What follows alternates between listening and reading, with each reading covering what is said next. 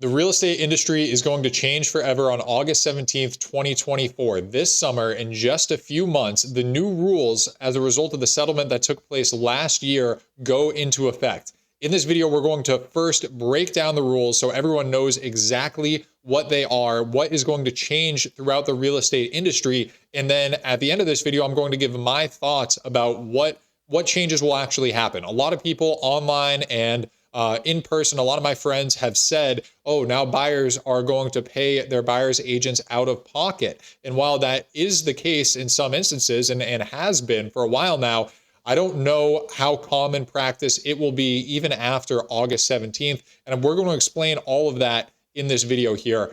Before we get into it, my name is Liam O'Reilly. I'm a realtor with Jerry Riley Real Estate here in the state of Vermont. If you have any real estate needs in Vermont or anywhere throughout the country, all of my contact information is in the description. Reach out to me directly. I'd be happy to help you. So first, let's go over the settlement. This is on the National Association of Realtors website right here. Window to the law, understanding the new rules on offers of compensation. So that is the big headline piece that people have seen in the media, the offers of compensation. Listings and buyers or sellers and listing agents can no longer offer compensation through MLS. They can still offer compensation. If you're a seller out there and you want to offer a percentage of your sale price to buyer brokers, to buyers working with buyer agents, then you are still free to do so. But on August 17th, you can no longer put that in MLS. So what that means is it's not going to be publicly visible. It's not going to be up on websites like Zillow and Realtor.com. So you won't know if a listing is offering a buyer's agent's commission. You'll have to contact either that listing agent or you'll have to contact your buyer's agent who can reach out to the listing agent and find out if they're offering compensation. So that is the biggest headline. I'm sure many of you have heard about that headline. But let's just read a few blurbs from this NAR article here. So right now, offers of compensation will continue to be an option for consumers to pursue off MLS through consultation and negotiation with real estate professionals. However, effective August 17th, 2024, MLS can no longer be used to communicate offers of compensation, right? It can still be offered, but it's not going to be through MLS. It's not going to be public. It won't be on websites like Zillow and Realtor.com, which is a little bit ironic because a few years ago, a law was passed saying that the offer of compensation had to be made public through Zillow, through Realtor.com, so that consumers knew if a seller was offering compensation and can choose to either pursue a buyer's agent at that listing, pursue that listing independently, or not pursue that listing at all. Now they're making it not public. It can't be public anymore. So that's the biggest change that's making headlines here. Right here, sellers also continue to have the choice to offer buyer concessions, and these concessions can be communicated on MLS to their MLS local rules. So basically what that means is if you say you have a roof that needs to be replaced on the house that you're selling and you want to offer money for buyers to replace that roof, right? They can get a loan and then a portion of the proceeds go back to the buyer so they have money in their pocket to make those repairs immediately. That can still be offered through MLS. That is not restrictive. It's just the buyer broker compensation. And then right here, buyers, I highlighted this in red because I think this is a really important part. Buyers can also ask their buyer broker to make it a term of an offer to purchase that the seller pay a certain compensation to the buyer broker. All right, what does that statement mean? That means if a seller isn't offering any buyer's agent commission, the buyer broker, if I was the buyer broker in this instance, of course, consulting with my buyer, the buyer could choose to offer my concession or my commission into the offer presented to the seller. So if a property is listed for $500,000, the buyer's agent commission that I have agreed to work for on behalf of my buyer is a 2.5% commission of the sales price. The buyer can choose to say, okay, we're going to offer $500,000, and included in that $500,000 is a 2.5% commission that will be paid to my buyer broker at closing. So that is still completely okay under the new settlement. And then lastly here, the part that gets overlooked through in a lot of articles and news stories that I see is right here. Lastly, the practice changes under the settlement will require buyers and buyer brokers to enter into a written agreement before the buyer tours a home and establish in writing any agreement for compensation for buyer broker services. So under the current rules, I could go out as a real estate agent and show any buyer a property that's listed by a broker in MLS. I can't go out and show for sale by owners to anybody because those for sale by owners don't have a brokerage agreement. And in the state of Vermont, you need to be working for one party or the other party. So if I were to run out and show a property that's listed in MLS, listed by a realtor under the current rules to a buyer, that buyer would be an unrepresented buyer. And even if I wasn't working for the listing agent's office, if I had no affiliation with that listing agent, I would still be working on their behalf for the seller, and the buyer at that point would be unrepresented. Under these new rules, I cannot show anybody any property, regardless of who it's listed by, without a buyer broker agreement and presumably an agreement of compensation in that buyer broker agreement. I know in my buyer broker agreements, I will have a section for compensation for any people that I'm showing the property to.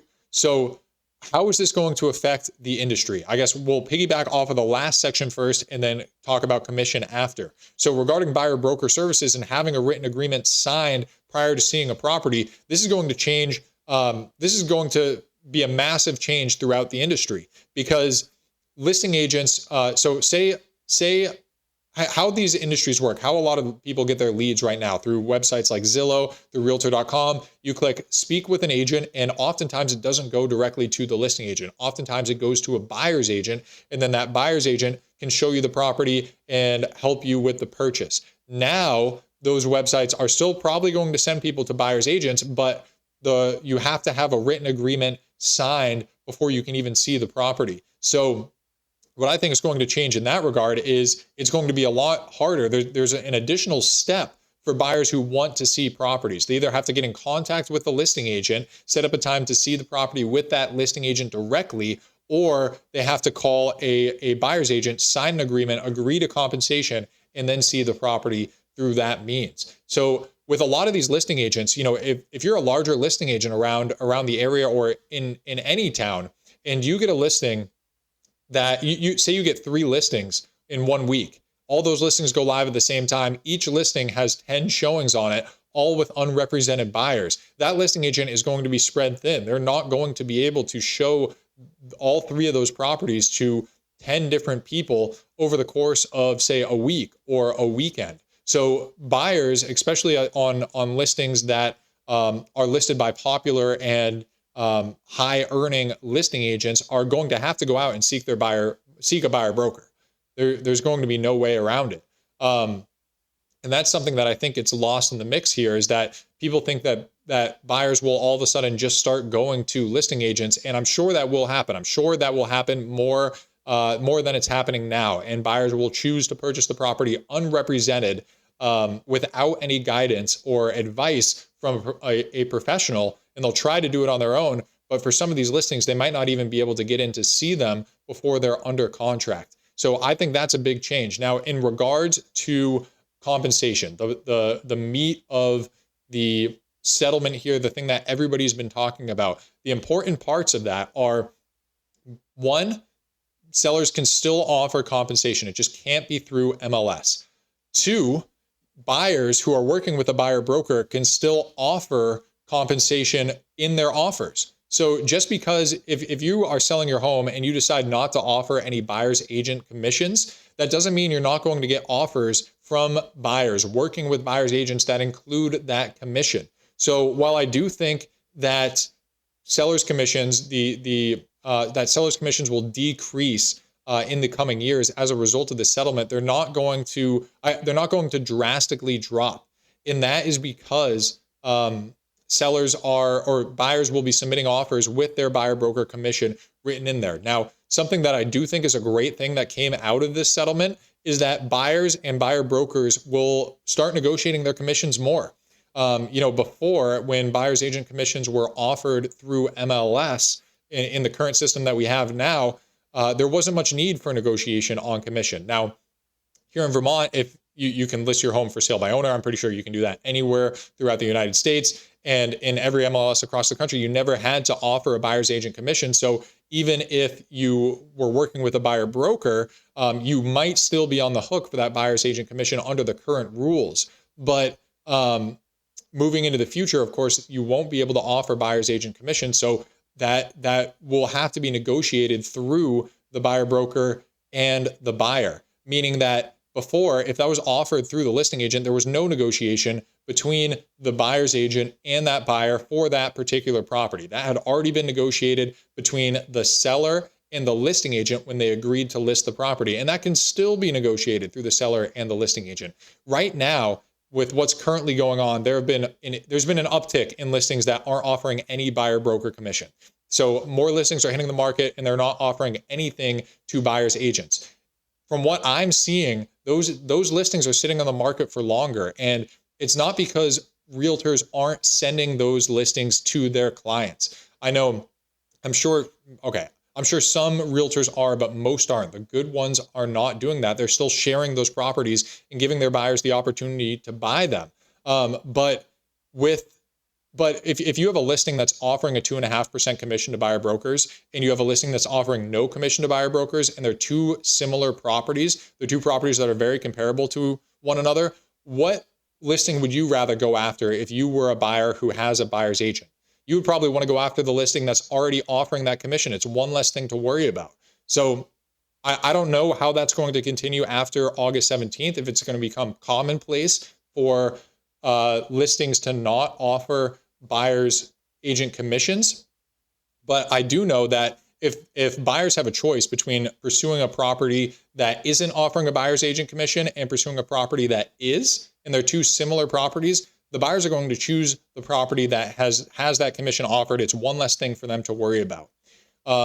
Another thing that I think will happen as a result of this lawsuit is listing the portion of the listing fee going to the listing agent will increase. So where right now it's commonplace to have 2.5 or 3% listing agent commissions, right? If you have a 5% commission listing agreement, half of that goes to the buyer's agent, 2.5% goes to the buyer's agent, 2.5 goes to the listing agent.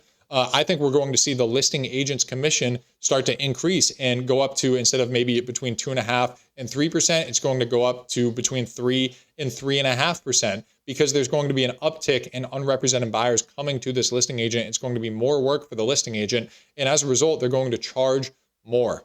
So I'm probably going to have to make a follow-up video to this because there's a lot I can say about it. But at the end of the day, I think that the listing agent commission or the buyer's agent's commission is still going to be included in offers. I think that's going to be the most common way to go about using a buyer's agent. Buyer's agents are not going away under the system.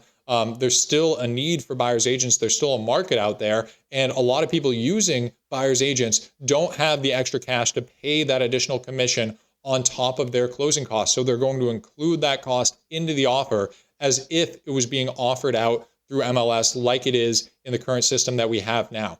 That's what I think is going to be most common. Of course, we'll see how it all shakes out after August 17th. I could be wrong. Buyer's agents could go away. I don't really see it happening, but it certainly could happen over the next few years.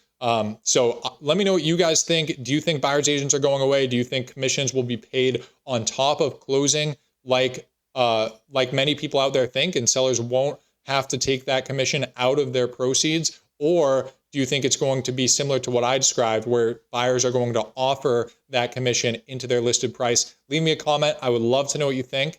Thank you so much for watching, and I'll see you in the next video.